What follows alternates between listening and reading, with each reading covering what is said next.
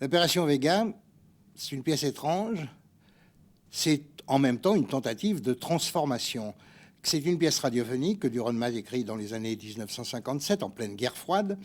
Et en fait, il va falloir l'amener à la scène.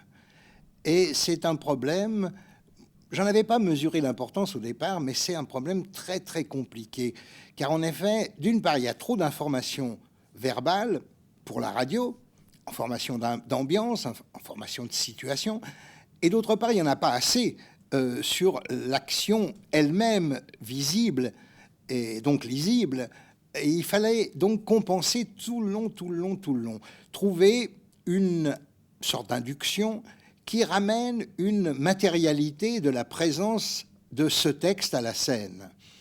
Alors on l'a trouvé allusivement avec une idée, c'est que des gens, 3 comédiens, se trouvent presque par hasard des bouts de texte d'une pièce de Dürrenmatt qu'ils ne connaissent pas et qu'ils vont essayer de matérialiser, tout au moins de vérifier si une matérialisation scénique est possible.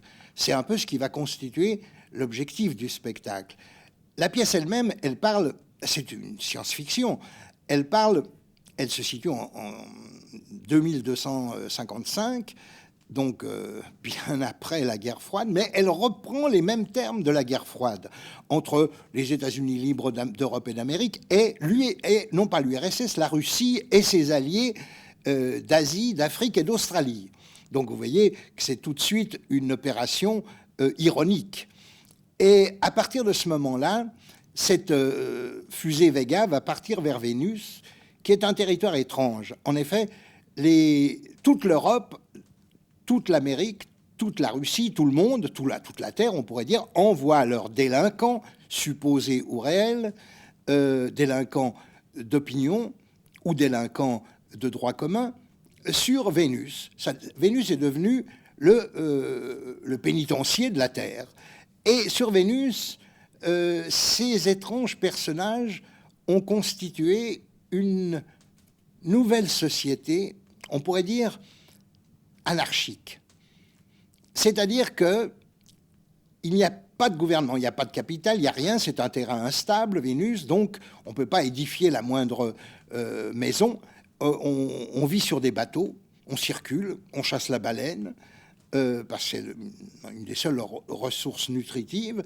Et il se passe un truc très marrant, c'est que tous les 15 minutes environ, pendant que les gens ont des pauses, eh bien, ils deviennent chefs de la Terre, chefs de Vénus, chefs de leur Terre à eux, Vénus, c'est-à-dire chefs du gouvernement. Mais ça passe, c'est-à-dire à tour de rôle, tout le monde est chef. Donc il n'y a pas de chef. Et à partir de ce moment-là, nos Américains et Européens des Nations Unies sont envoyés pour essayer de conquérir Vénus, tout au moins de les ranger dans leur camp pour servir de base d'attaque contre la Russie, d'attaque évidemment nucléaire. Et à partir de ce moment-là, cette délégation va se trouver en prise avec une incompréhension totale, car les Vénusiens ne peuvent pas comprendre ce qu'on veut d'eux, et surtout refusent de le comprendre.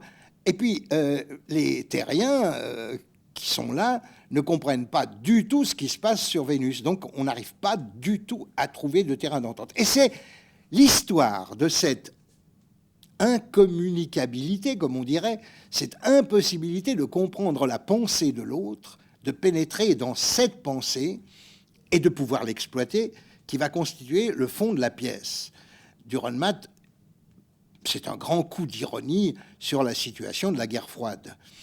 Et c'est finalement une solution ultime à quoi vont se ranger les fameuses nations libres, États-Unis libres d'Europe et d'Amérique. Ils vont carrément tenter de faire disparaître Vénus en projetant des bombes atomiques sur la surface du territoire.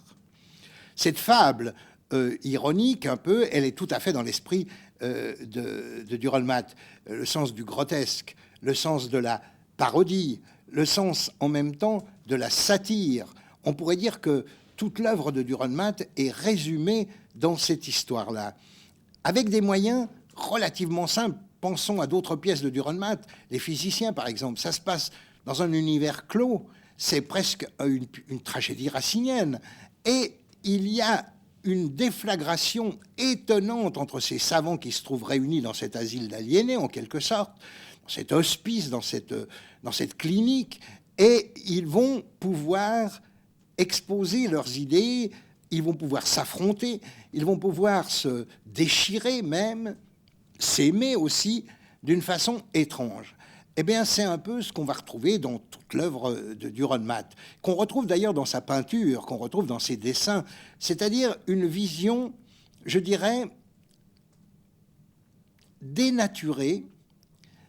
C'est le mot que j'emploie, c'est-à-dire qu'il n'est pas dans l'ordre naturel. Il va essayer d'exprimer par un trajet d'artificialité théâtrale, en l'occurrence, il va essayer de raconter l'incongruité du monde dans lequel on vit. Et Dürrenmatt va réaliser là une opération réellement Vega. C'est-à-dire qu'il va nous envoyer une fusée, et il va nous envoyer, nous, spectateurs, dans une fusée, dans un ovni quelconque.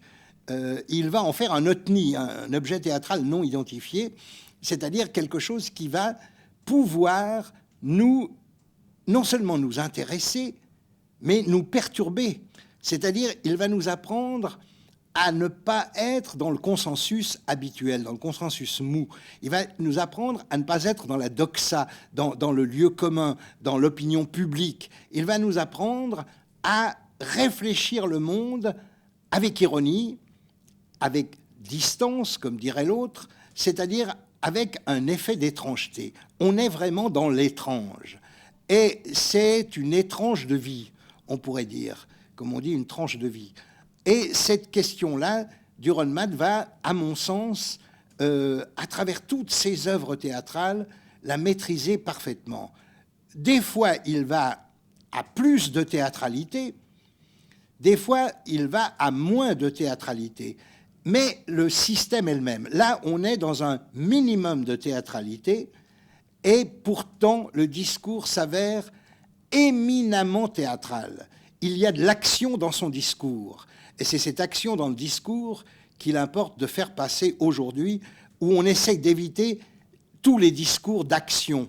On met, il y a 40 ans des hommes politiques, on met des discours conventionnalisés qui sont absolument fermés, qui sont abscons, quand ils ne sont pas tout simplement cons d'ailleurs, mais qui sont incompréhensibles en fait.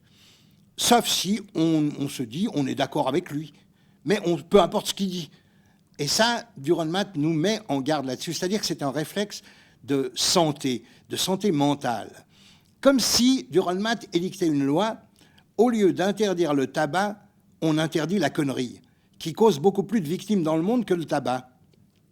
Et je parle de Dürrenmatt, évidemment, qui était un grand fumeur de cigares.